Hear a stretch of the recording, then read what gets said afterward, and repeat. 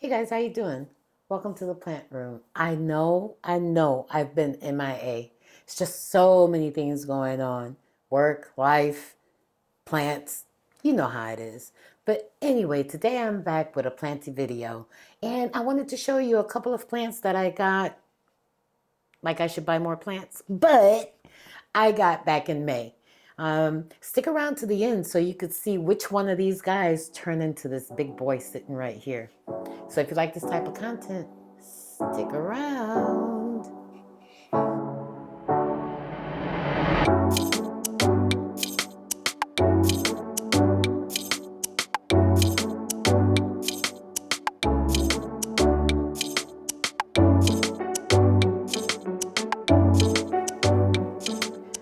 All right, guys, as I mentioned, I got some plants back in May.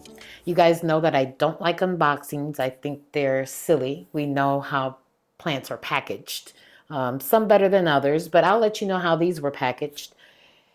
And I just wanted to show you. They've been around since May, which is what, like 2 months, 3 months, more or less. So they've had time to acclimate and grow a little bit. And I want to share my experience with you on what's going on with these guys. So I'm going to move everybody over just a little bit and we'll start with the first one. And note, I do have some notes here because there are a couple things that I did want to touch on, like where they're native to and things of that nature. So we'll start with this guy right here. This is an anthurium and it's called Decurrence. Now, you guys know I have this thing. I like anthuriums, but I think I'm more attracted to the ones that are pendant type. Now, this one is found in South America, Colombia, Peru, and they're found in the rainforest, obviously, lowland, typically shaded, and of course, if they're from the rainforest, they like humidity. These can be found also not only growing in the lowlands of those areas, but they can grow on trees as epiphytes. What drew me to this was obviously the pendant-like leaf. The fact that I had not seen this one in videos and or online. I imported this one from Ecuador. This one I got around Mother's Day sometime. I potted her up into no drainage, and I know there's some controversy to that. I get it. But considering that it grows in the lowland, kind of shady, that gave me the impression that it likes to stay moist. So putting her in this type of setup allows her to do that. I water when the reservoir goes dry. As you can see, she's put out, this leaf is in my care. So when I got her, she had all the leaves that were upright. This particular leaf is in my care and she's got a new leaf coming out. What's cool to me about this one is the leaves are thick. If you own like a Syngonium chia pens, or I'm trying to think what else has those thick leathery leaves, that's how this one feels. She seems to be enjoying and acclimating very well to her environment. She's putting out new roots, which you can see here. You can see the roots growing down. I have her in kind of a medium light. She doesn't get a whole lot of bright light. She gets, I don't even know if it's medium. It's kind of low medium. But she seems to be enjoying that place where she's at on that shelf. You can see what the soil mix looks like, and that's intentional. I want the water, when I water her, I want the water to drain down. So she's in a heavy perlite cocoa chunk, cocoa choir type mix that allows for that drainage. When that reservoir is full, that's it. I don't give her any more until I feel that the moss on the top is crunchy, and then I water her a little bit more. So this is the Anthurium decurrens. Oh, by the way, this one is toxic, so that's something to be aware of. Now, moving right along, this guy over here.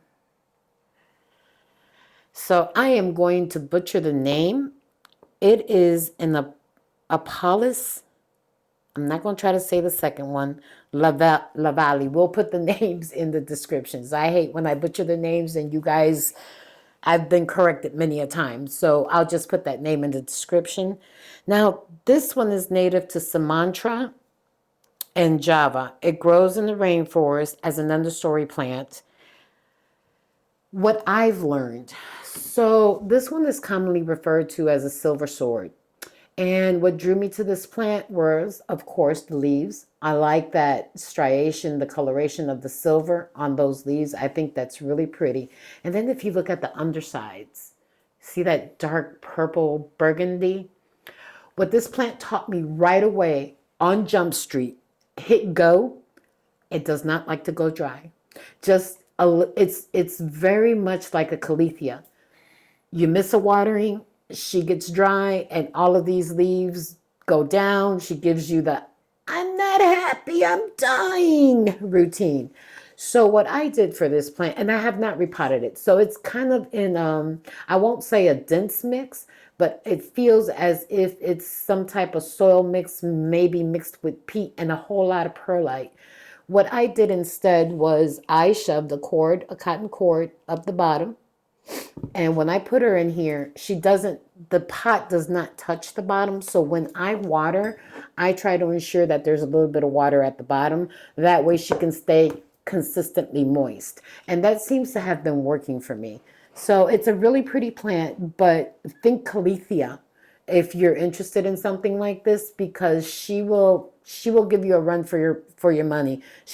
They I think, just based on my limited experience with her, it needs to have that type of, I wouldn't say high humidity, but at least 50 or above. So this one lives in the other room along with all the other caletheas, and she seems to be happy there. She's getting bright and direct light. And again, I treat her just like a caletheia. I don't let her go dry. She's in this makeshift self-watering pot, and she seems to be happy that way. So let's see. Flipping the page. Now, this one. So I purchased this. Have you guys been to Palm Street? If you haven't, don't, because it can become addicting. I have purchased from there twice, and sometimes you get some pretty good deals. But if you are a plant collector, you can fall into a trap on Palm Street. So my advice is check it out if you want to, but know your limits and just be careful, because you'll end up bidding on plants and having a buttload more. Anywho, that was a ramble. My bad. I purchased this as a Hoya Borneo silver. Now, if you Google Borneo silver, you are going to get a buttload of plants, different plants. There's so many different Hoyas that carry that tag Borneo silver. For this particular Hoya, I have not been able to find any information. So if you guys have one like this, let me know. However, what I've learned about this Hoya, she needs the humidity. She definitely doesn't like to go dry. I bought her, she came in a very small container. So I put her into what I put all my Hoyas in. And after having her for, a few months, I've realized that I actually need to change the mix that she's in.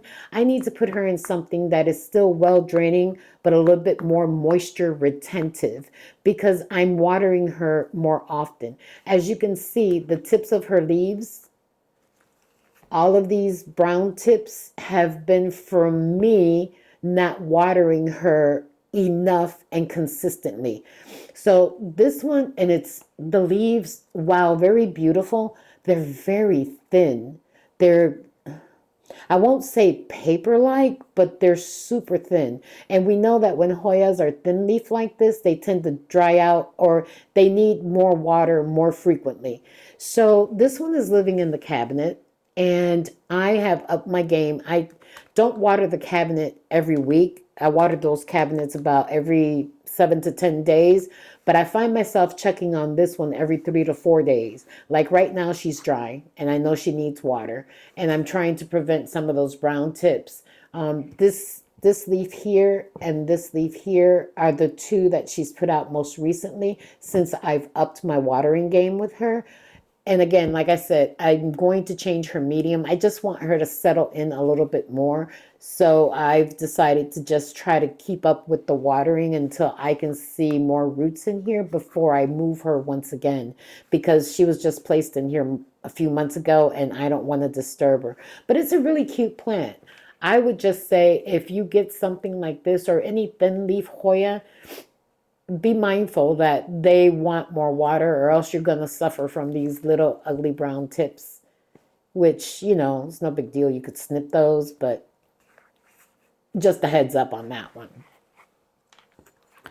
Now,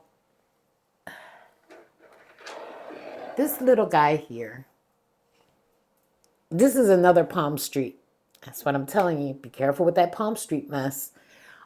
This one is from Green Escapes. And if you've ever purchased from them, they send you their plants in a little plug. I mean, tiny plug, and you've got to automatically repot it. So I put this one into a chunky soil mix, being that it's a philodendron. But this is, let me turn it around. Philodendron Melanoniae Cos. That was close. It's the ghost. Now, this one is the ghost because my understanding is that this is a cultivar. The original plant is called gold. And the difference between the two is that the ghost has paler leaves when they're new, and the gold retains its consistency to lime. I don't know. When the leaves come out on this one, they look kind of orangey, and then they fade down to this green. So I'm not sure if that is true. I'm not sure if this is a ghost or a gold. I just thought the leaves were pretty and the color was pretty. I do have the lemon lime philodendron, and I do like that chartreuse color. And since this one was a baby, I can tell it looks like it's going to be an upright growing type philodendron. And I do like those because no need for a pole, potentially maybe a stake. But she was so tiny. I know that I've got many years of her being in this, state little until she actually grows. And I thought the color was pretty. So that's how I got suckered into this little guy. I think he's cute, and he's putting out another leaf right there. This one is growing in pretty bright light. I wouldn't say it's not like full sun, but it is bright light off to the corner, and she seems to be enjoying that. Now, I saved the best for last, or maybe not the best in your opinion, but have you ever seen the Hookery? This is what this is. So this is a Hookery. And this it's an anthurium, and it's a bird nest anthurium. I wanted the variegated one because I really do enjoy the way this plant grows. I like the leaves and just the way that it grows from the center and keeps putting out leaves this way. I think that's really cool. I wanted the variegated version, but to find one at that time, they were really expensive. And I don't like to pay a lot of money on something that I might not be able to grow. I'm super hesitant to invest on something that I might not be able to grow. And we all know that variegated plants can be a little bit more challenging with their light requirement, this, that, and the third. So I bought this little baby Hookery. He's cute. He's tiny. But I see several years before he gets to be this big.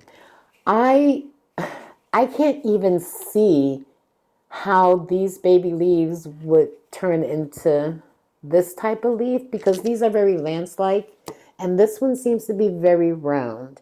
Now again, this one was sold to me as a variegated version, but as you can see, she's green. There is no hint of variegation on this plant. This one, on the other hand, has a lot of variegation, and we know that when plants are immature, the leaf is very different as to when they do mature. Now, I don't know.